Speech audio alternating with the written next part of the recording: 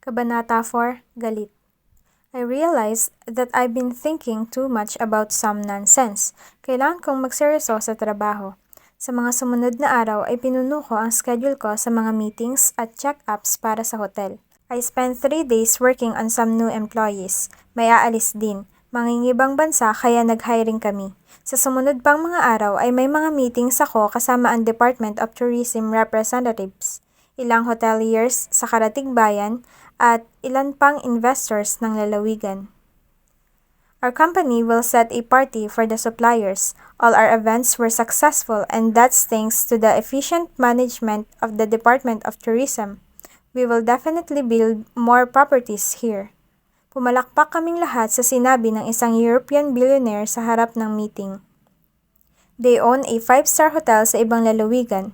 All the successful events were possible with the help of the coast efforts too, sabi noong head ng Department of Tourism.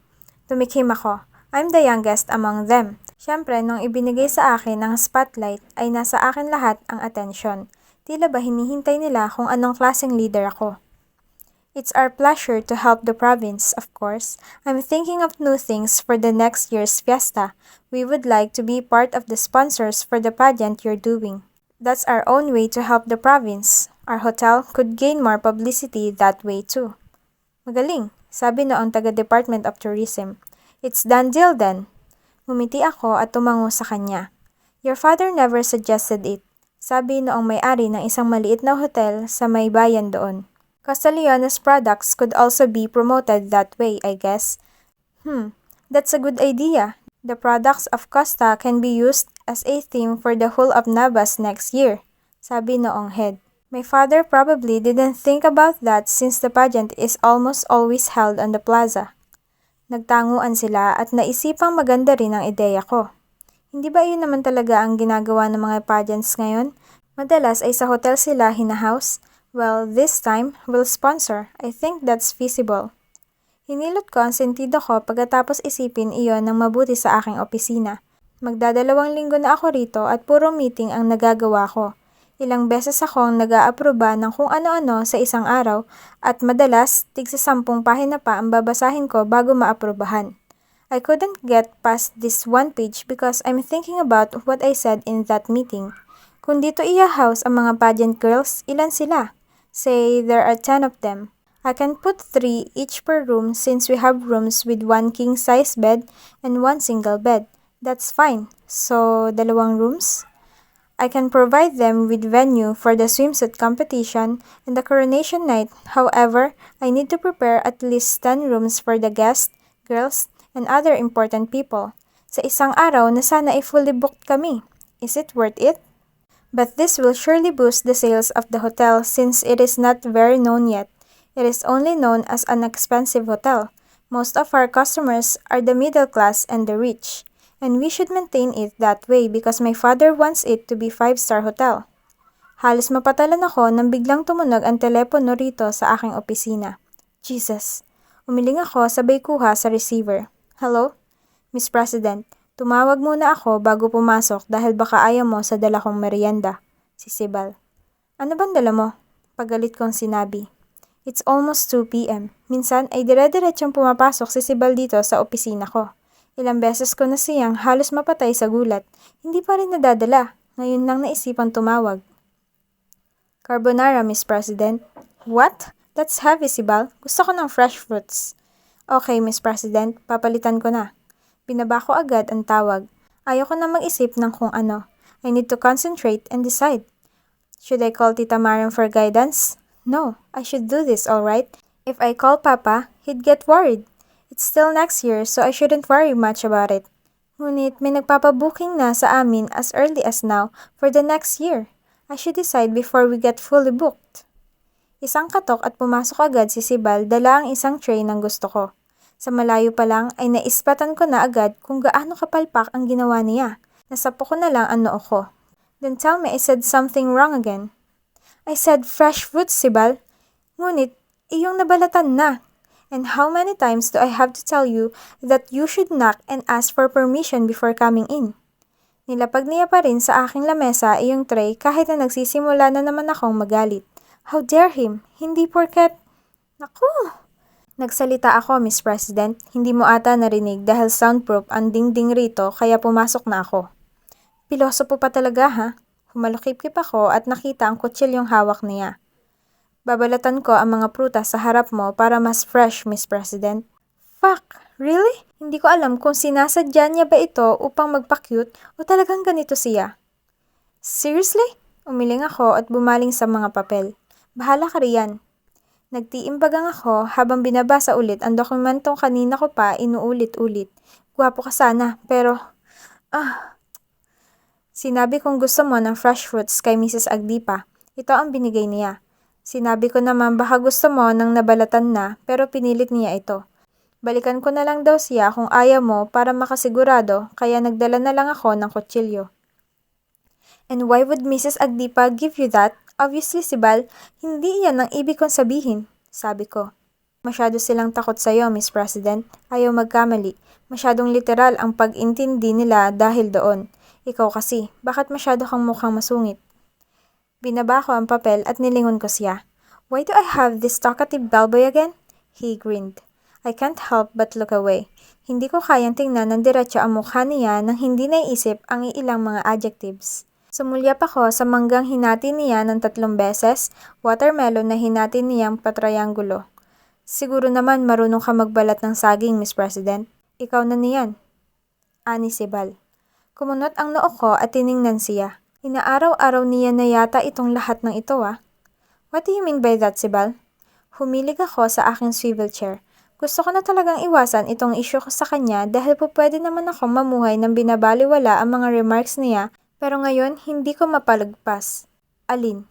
Na marunong kang magbalat ng saging? Nakataas ang 2 kilay niya, tila inosente. May ibang meaning ba siya o sadyang green lang itong utak ko? Bakit mo sinasabi yan? Hindi ka ba marunong magbalat ng saging, Miss President? Now, he's amused. No, I sighed. May ibang meaning sa tanong mo. Nagtaas siya ng 1 kilay at para bang hinihintay ang magiging sagot ko.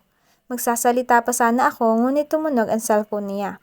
Umigting ang bagang ko nang nakitang kinuha niya iyon galing sa bulsa niya. Sumulya pa siya sa akin. Tanggapin ko lang to. He confidently said and turned his back on me. What the hell? Just what the hell, right? Katarina, aniya. Malapit na. Mamaya na. Tumayo ako at humalukip-kip. The heat is building up in my throat. Like a dragon, I am ready to breathe fire at him. Wala akong pakialam kung si Katarina ang kaibigan niya ang kausap niya o kung importante man iyon. Binaba ni Sibal ang kanyang phone at bumaling sa akin. He wasn't even shocked that I'm now standing with a face I only make every time my anger is overwhelming. Why are you using your phone? It's office hours. Mahinahon ngunit may diin kong sinabi. Hindi na ako sumisigaw kapag sobrang galit ko na. Pasto na, Miss President. Nag-extend lang ako para mabalatan ang mga prutas mo, sabi niya. Pero tama ka, pasensya na. Akala ko ayos lang dahil tapos na ang oras ng trabaho. Napatingin ako sa relo. It's 2:15 p.m. He'll now leave. Madalas ay di ko namamalayan. Nagugulat na lang ako na kapag tumatawag ako sa reception at nagpapalinis ng office ay ibang housekeeper ang pumupunta. Hindi si Sibal. Ngayon ko lang siya naabutan kalagitnaan ng shift. Fine, you go ahead and leave so you can finally do whatever you want, rendezvous with whoever that is. Dahan-dahan akong umupo muli sa swivel chair. I need to calm down. It's just him. Pinulot ko ulit ang papel at binasa kahit na wala naman akong maintindihan. Nakatatlong sentence ako at naroon pa rin siya. What? Hindi ka pa mag-out? Tanong ko. Wala ka na bang kailangan, Miss President? Tanong niya. Pwede ako mag-overtime ngayon kung gusto mo. Napakurap-kurap ako, lalo na nang nakita akong seryoso ang ekspresyon niya. How the hell he can be so witty and serious at the same time? No, you can go. Hirap na hirap pa akong sabihin iyon at ilipat muli ang mata sa papel. Kung yun ang gusto mo, Miss President, ani Sibal sabay labas sa aking opisina. Sinundan ko siya ng tingin at nang nasa pintuan na ay bumaling muli ako sa papel. Nang tuluyan na iyon na isarado ay bumuntong hininga ako. I tried to read again but I only wasted 15 minutes. Hindi man lang pumasok sa utak ko ang kahit isang salita. Bren, I want to share something, sabi ko sa kaibigan ko nang tumawag ako kinagabihan. I will lose my mind here. My friends are far and I don't have anyone here except for Sibal. And I think he's causing me a lot of problems. What is it? Tanong niya habang kumakain ng crackers. Wala lang sa kanya samantalang problematic ako rito. Bakit pa kasi ganito? It's a guy from here, sabi ko. Agad siyang naging attentive. Hinarap niya ako sa FaceTime. A guy? What? An investor? Manager? Tourist? Paano ko ba ito sasabihin sa kanya? She's not used to me liking someone like Sibal. I mean, my world revolved around people like them, so I never really got a chance to see the other worlds beyond ours. Ngayon lamang ako nabigyan ng pagkakataon. He's a local here, I simply said. Kinuwento ko ang ilang detalye sa kanya. I revealed her Sibal's joke and remarks. Pili lamang dahil hindi ako sigurado kung kaya kong sabihin ang lahat. Hindi ba overthinking lamang iyan? Tanong ni Brenna sa akin. Huwag mo masyadong isipin, hindi ka naman ganito ah. Nagulat ako sa sinabi ng kaibigan ko sa akin. She's right, I'm not like this. Hindi naman ako nagsusumbong sa kanya noon dahil hindi naman ako naguluhan sa isang lalaki. Wala ka rin kasing kaibigan dyan, hindi ba? Wala si na Tita Marem at ang kanyang pamilya.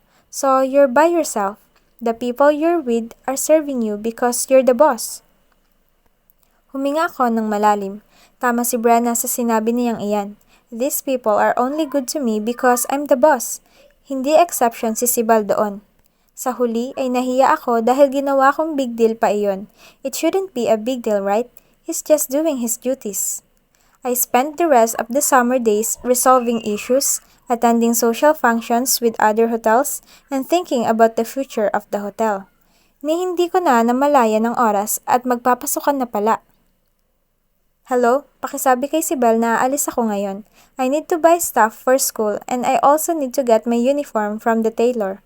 Sabi ko habang tinitingnan ng isang dokumento. Miss President, si Sibel po? Oo, bakit?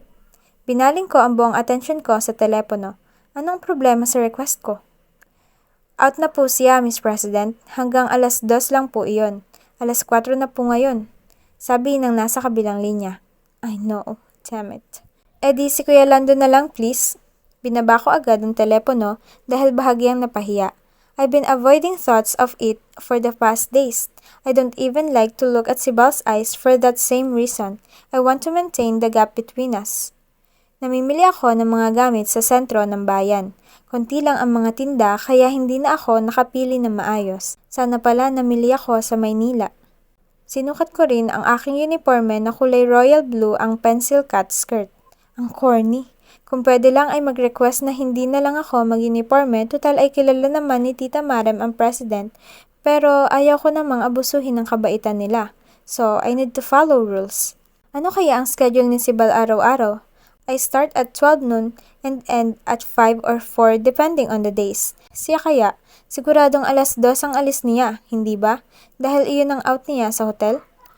Magandang umaga, Miss President. Bati ni Sibal pagkapasok sa room ko. Kakadilat ko lang galing sa mahabang tulog at agad kong tinabunan ang mukha ko ng kumot. Why the hell did he go in while I'm sleeping? Bakit ka nandito?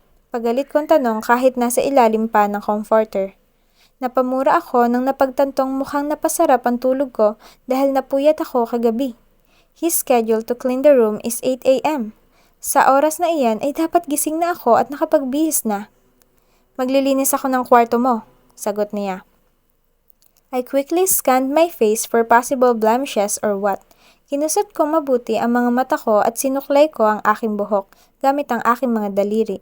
When I felt satisfied with my face, tumuwid agad ako sa pagkakaupo at hinawi ang comforter sa aking mukha. Sumulyap si Sibal sa akin habang nagwawalis. A smile played on his lips. Mas lalo lamang akong nairita. I'll take a bath now while you clean here. Mamaya mo na linisin ang banyo. Siyempre, Miss President, mahirap namang maglinis ako ng banyo habang naliligo ka. Aniya sa isang seryosong tono. Bahagya na naman akong natigilan. Bakit pa talaga ang ingay-ingay niya? Sinipat ko siya ng ilang sandali para man lang ma-intimidate siya, ngunit tinitigan niya ako pabalik. Sa huli, ako iyong nag-iwas ng tingin. What the hell? Kumain ka na ba, Miss President?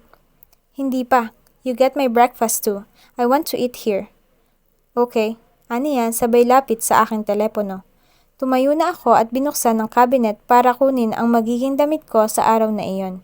When I saw my uniform from the coming first day of school, I remembered something. Pakiakyat na lang daw ang pagkain ni President Snow, ani si Bal. Thank you. Pagkababa niya sa telepono ay tumingin siya sa akin. Nanatili akong nakatayo sa gilid ng cabinet.